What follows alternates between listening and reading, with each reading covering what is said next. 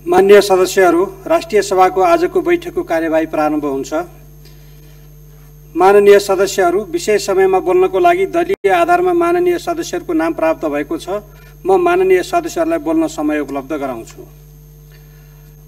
माननीय वामदेव गौतम, समय 15 मिनेट। यसपछि माननीय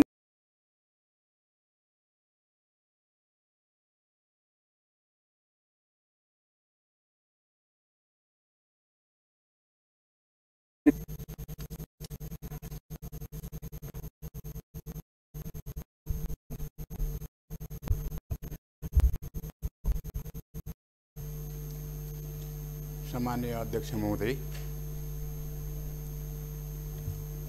आफू अग्लो भएको यो जो हो क्या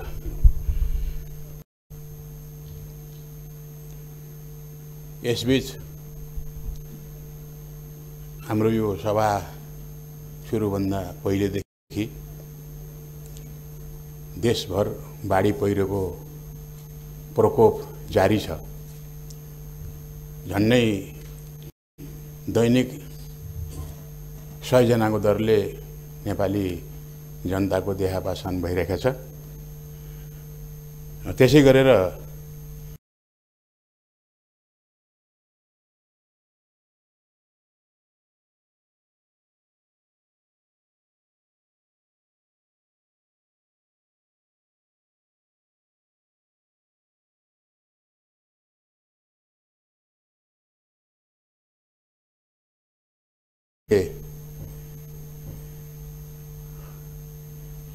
हाम्रो सभाको तर्फबाट श्रद्धाञ्जली संवेदना दिइसकेको भए पनि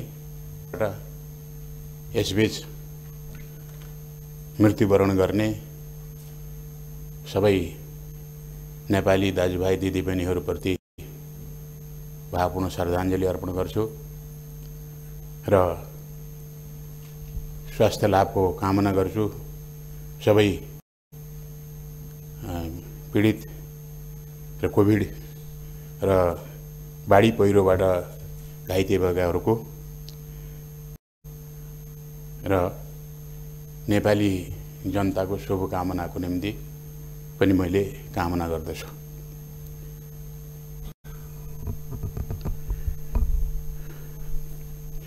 आज मैले मेरै बारेमा थोरै कुराबाट सुरु गर्न चाहन्छु।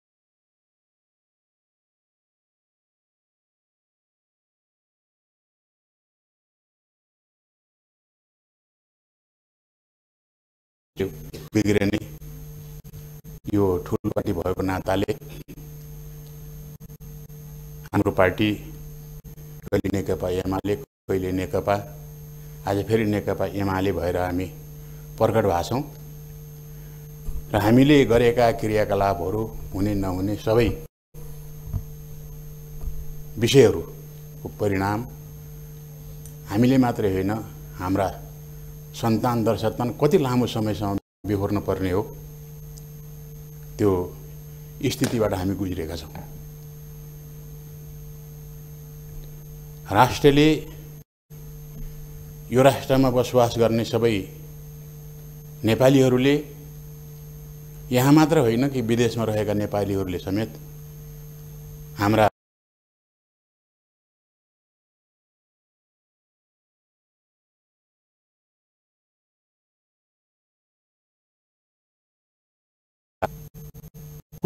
गरेका हाम्रा क्रियाकलापहरू सबै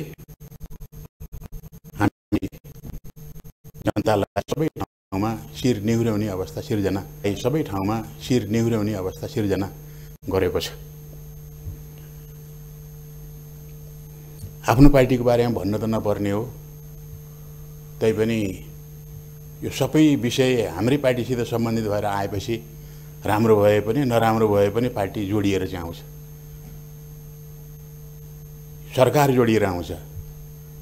त्यसबारेमा नबोलिकन कसरी अगाडि जान सकिन्छ? त्यसो भएर मैले केही समय पहिले नेकपा हुँदाखेरि भएको पार्टी विभाजनमा म कतै पनि सामेल हुन पाइन सकिनँ र मलाई मन लागेन। अहिले म नेकपा एमाले पुनस्थापित भएपछि मैले एमाले रोज्नै पर्यो, किन म एमालेको एउटा सदस्य हुँ, जिम्मेवार व्यक्ति पनि हुँ, जिम्मा पाए त्यो निर्वाह गर्ने व्यक्ति पनि हुँ। त्यस भएर म केही समय पहिले पार्टी अध्यक्ष कमरेड केपीले 75 साल जेठ 2 को अवस्थामा केन्द्रीय कमिटीको बैठक बोलाउनु भयो र म त्यो बैठकमा भाग लिन गएँ। धेरै मानिसहरूले के भने वामदेव केपीतिर गयो भनेर भन्यो र मैले यो सभा मार्फत हाम्रो देशका सबै जिम्मेवार राजनीतिज्ञहरूलाई, जनतालाई, नागरिकलाई जानकारी गराउन चाहन्छु, म कुनै तर्फ गएन। म नेकपा एमाले भएको हुनाले एमाले भएको प्रमाण पेश गर्नको निम्ति म गएको हो।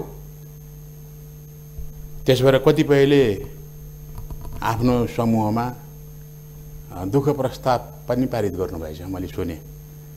मेरो बारेमा त्यस्तो किसिमको प्रस्ताव पारित गर्नु मेरो निम्ति राम्रै हो। जो नराम्रो भनेर प्रस्ताव गरे पनि, पारित गरे पनि, राम्रो भनेर गरे पनि कमसेकम नाम त त्यहाँ आयो। त्यसरी खुसी हुनु पर्ने नै भयो।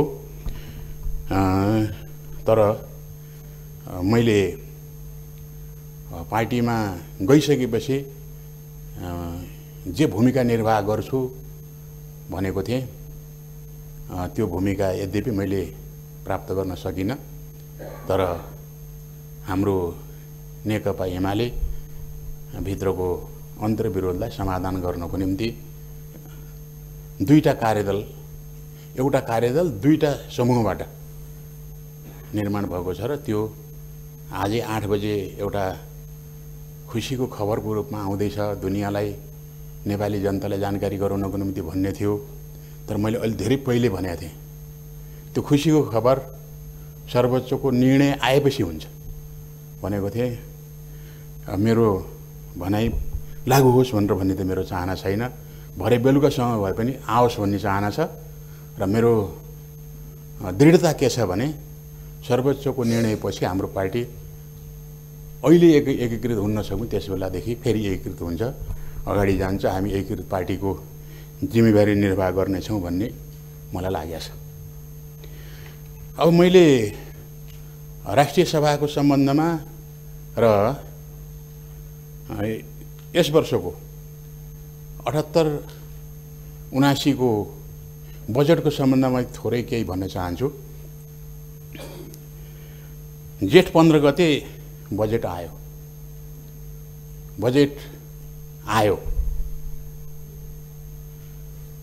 त्यो बजेट पारित गर्नुपर्ने थियो प्रतिनिधि सभाले, किनकि प्रतिनिधि सभा त्योभन्दा 8 दिन पहिले भङ्ग भएको थियो, विघटन भएको थियो। त्यस भएर सायद त्यो अफिसमै आफ्नो अर्थ मन्त्रालयमा अर्थमन्त्रीले त्यो प्रस्तुत गर्नुभयो कि कहाँ गर्नुभयो, हामीले त टिभीमा हेऱ्यौँ। तर संसदमा प्रस्तुत भएन। अध्यादेशबाट चाहिँ आएको हुनाले संसदमै प्रस्तुत भएको बराबर भयो। तर मैले यहाँ के उल्लेख गर्न चाहेको भन्ने, सङ्घीय संसदको एउटा हिस्सा राष्ट्रिय सभा हो। के राष्ट्रिय सभामा त्यो प्रस्तुत गर्न सकिन्न थियो? सकिन्न। किन सकिन्न भने हामी 17औं शताब्दीमा निर्माण भएको संसदको परम्परालाई थेगिराखेका छौँ। त्यो बेलायतमा निर्माण हो सबभन्दा पहिले। र त्यसबेला दुईटा सदन किन बनाउनु पर्यो भने एक थरी लर्डहरू, जमिनदारहरू, ठुला ठुला भूमिमालिकहरूलाई चाहिँ सम्मान दिन पर्ने थियो। एक थरी जनता जनार्दन जो ठुल्ठुलो लडाइँ लडेर राजाको टाउको काटेर समेत एउटा नयाँ व्यवस्था, प्रजातन्त्र स्थापना गर्न चाहन्थे, उनीहरूको बीचमा एउटा सम्झौता भयो। र लर्डहरूलाई माथिल्लो सभा चाहियो, सबैले सम्मान गर्ने गरी, र तलको सभा भयो। तर शासन गर्ने तल्लो सभा, राज्य सञ्चालन गर्ने तल्लो सभा, तर माथिल्लो सभालाई सम्मान चाहियो। र त्यस भएर आज पनि त्यसलाई हाउस अफ लर्ड भनेर भनिन्छ र तल्लो सभा जसलाई भनिन्छ त्यो हाउस अफ रिप्रेजेन्टेटिभ छ। त्यसलाई लोअर हाउस पनि भन्छन्, अप्पर हाउस पनि भन्छन्, हाउस अफ लर्ड पनि भन्छन्, हाउस अफ कमन पनि भन्छन्। यस्तो चाहिँ अवस्था छ र त्यसबाट विकसित भयो। राष्ट्रिय सभालाई हाम्रो संविधानमा मान मर्यादामा कुनै कमी छैन र हामीले धेरै जानेर अथवा नजानेर भन्ने गर्छौँ कि तल्लो सभा। यद्यपि हाम्रो संविधानले तल्लो सभा भन्दैन, माथिल्लो सभा पनि भन्दैन र अङ्ग्रेजीमा भन्दाखेरि पनि त्यो मिल्दैन। हाम्रो राष्ट्रिय सभा नेसनल एसेम्ब्ली हो अङ्ग्रेजीमा। नेसनल एसेम्ब्लीको अर्थ अप्पर हाउस भन्ने हुँदैन, हाउस अफ नेसनलिटिज पनि हुँदैन, तर भन्छन् त्यही। हाम्रो नेसनल एसेम्ब्ली हो, यसमा सिङ्गो राष्ट्रको प्रतिनिधित्व हुन्छ र यो स्थायी सभा हो। यो स्थायी सभा हो किनभने प्रतिनिधि सभा स्थायी छैन। हरेक वर्ष अथवा कुनै पनि बेला प्रधानमन्त्रीको अविश्वास प्रस्तावबाट हटाउने प्रयत्न भयो भने प्रधानमन्त्रीले कुनै पनि बेला भङ्ग गर्न सक्ने व्यवस्था भएको हुनाले त्यो वर्ष दिनमा त फेरिन्छ नै। हरेक 5 वर्षमा प्रतिनिधि सभा परिवर्तन हुन्छ, तर राष्ट्रिय सभा कहिले पनि परिवर्तन हुँदैन, त्यो निरन्तर जारी हुन्छ। निरन्तर जारी हुनुको अर्थ के हो भने प्रतिनिधि सभा नभएको बेलामा राष्ट्रिय सभाले काम गर्न पाउनुपर्छ, काम गर्न पर्छ भनेर नै त्यस्तो बनाइएको छ। हामीले बेलायतको नक्कल नगरेका हौँ भने, हामी हाउस अफ लर्ड भएर चाहिँ मान खानको निम्ति बसेका जमिनदारहरूका प्रतिनिधि होइनौँ भने, जनताका प्रतिनिधि हौँ भने हाम्रो फरक प्रतिनिधि सभा र राष्ट्रिय सभाको बिचमै यति फरक छ कि यो निर्वाचक मण्डलबाट चाहिँ बन्छ र त्यो प्रत्यक्ष निर्वाचनबाट बन्छ। त्यस्तो अवस्थामा मैले पोहोर साल मैले एउटा विषय उठाएको थिएँ। मलाई प्रधानमन्त्री हाम्रो अध्यक्ष कमरेडले कुनै ठाउँबाट निर्वाचन लड्न भन्नुभयो, म मानिनँ। त्यसपछि राष्ट्रिय सभामा उठ्नुहोस् भन्नुभयो, उठ्दैन भने। तपाईँ किन उठ्नुहुन्न भन्नुभयो, सक्यो क्या हो, सकिया त छैन नि, त्यो बत्ती मेरो आँखा अगाडि आयो। र मैले भने राष्ट्रिय सभा र प्रतिनिधि सभाको बिचमा विभेद अन्त्य गरिदिनुहोस्। कसरी हुन्छ विभेद अन्त्य भन्दा, राष्ट्रिय सभाको सदस्य पनि प्रधानमन्त्री हुन पाउने व्यवस्था गराख्नुहोस्। किन संसारमा हाम्रो देशमा मात्रै त्यो बेलायतको नक्कल गरे हुनाले राष्ट्रिय सभाकाहरूले शासन गर्न पर्दैन भनेर भन्ने, त्यसको चाहिँ ठाडो नक्कल भयो हुनाले यस्तो छ, त्यो हटाइदिनुहोस्, संविधान संशोधन गर्नुहोस् भन्दा मेरो यति धेरै चरित्र हत्या भयो र म आज फेरि उठाउन चाहन्छु। यो राष्ट्रिय सभामा यदि यो हललाई आवश्यक पर्छ र यो हलले मैले भनेको प्रस्ताव मन्जुर गर्छ भने हामीले आज पास गरौँ र त्यो बाहिर कोठाभित्र चाहिँ प्रस्तुत गरेको 78-79 को बजेट वक्तव्य फेरि आएर अर्थमन्त्रीले यहाँ प्रस्तुत गर्नुहोस् र हामीले छलफल गर्न पाऊँ र यहाँबाट पारित हुने व्यवस्था गरौँ।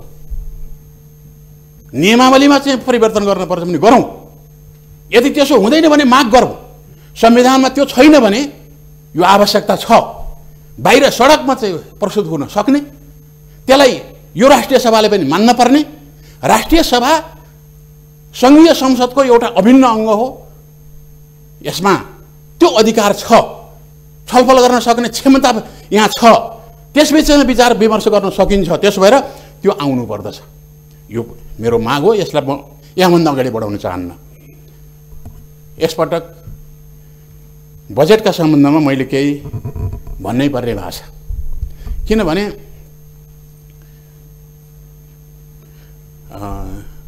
कमरेड विष्णु पौडेल माननीय अर्थमन्त्री, उहाँले बजेट प्रस्तुत गर्दाखेरि 2 मिनट थप दिनु होला भन्ने अनुरोध गर्न चाहन्छु। प्रस्तुत गर्दाखेरि म धेरै खुसी भएँ। किन खुसी भएँ भने मैले गएका 3वटा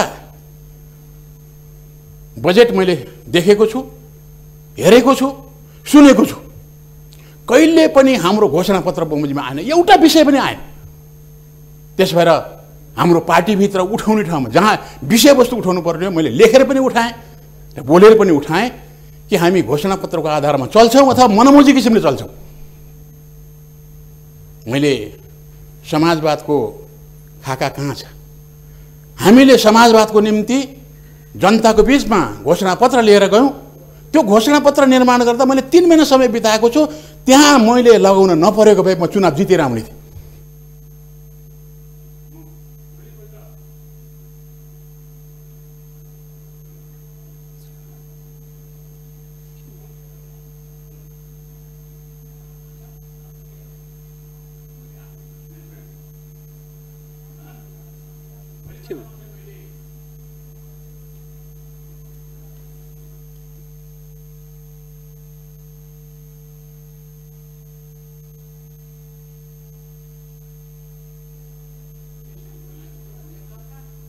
सबै हामीसित सम्बन्धित अर्थशास्त्रीहरूलाई संलग्न गराइएको थियो।